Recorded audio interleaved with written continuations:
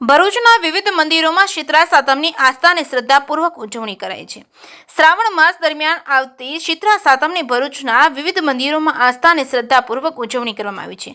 આ પર્વ નિમિત્તે બહેનોએ શીતળા માતાનું વ્રત કરી ઠંડુ ભોજન ગ્રહણ કર્યું હતું। ચૂલા કે સગડી પ્રગટાવ્યા ન હતા। આ વ્રત કરનારી સ્ત્રીઓએ સવારે વહેલા ઉઠી ઠંડા પાણીથી સ્નાન કરી શીતળા માતાની પૂજા કરી હતી। રાંધણ છઠના દિવસે બનાવેલું ઠંડુ ભોજન શીતળા માતાને ધરાવી સૌભાગ્યવતી સ્ત્રીઓએ બાળકોના આરોગ્ય માટે પ્રાર્થના કરી હતી। આ દિવસે બહેનોએ ચૂલો તેમજ સગડી અને ગેસની પૂજા કરી અગ્નિદેવ પ્રત્યે કૃતજ્ઞતા વ્યક્ત કરી હતી। શીતળા સાતમના દિવસે ખાસ કરીને બાળકોને શીતળાથી થતા રોગોથી બચાવવા માટે માતાઓ ખોળો પાથરી પ્રાર્થના કરે છે। આ વ્રત પાછળનો મુખ્ય સંદેશ સ્વચ્છતા અને સુઘડતાનો છે, કારણ કે સ્વચ્છતા જાળવવાથી રોગોથી બચી શકાય છે। આ દિવસે શીતળા માતાની પૂજામાં સાવરણી અને સુપડા જેવા સ્વચ્છતાના પ્રતીકોનો પણ સમાવેશ થાય છે। ભરૂચના મંદિરોમાં શીતળા સાતમના મંત્રોચ્ચાર સાથે પૂજા અર્ચના કરવામાં આવી હતી। આ વ્રતને વેદવ્યાસ વ્રત તરીકે પણ ઓળખવામાં આવે છે, જેમાં આ વ્રત કરનારી સ્ત્રીઓ અખંડ સૌભાગ્યની કામના કરે છે। આ પવિત્ર દિવસે ધાર્મિક વિધિઓ, કથા, વાર્તાઓ અને ભજનનું આયોજન કરવામાં આવે છે। શીતળા સાતમ આ પર્વ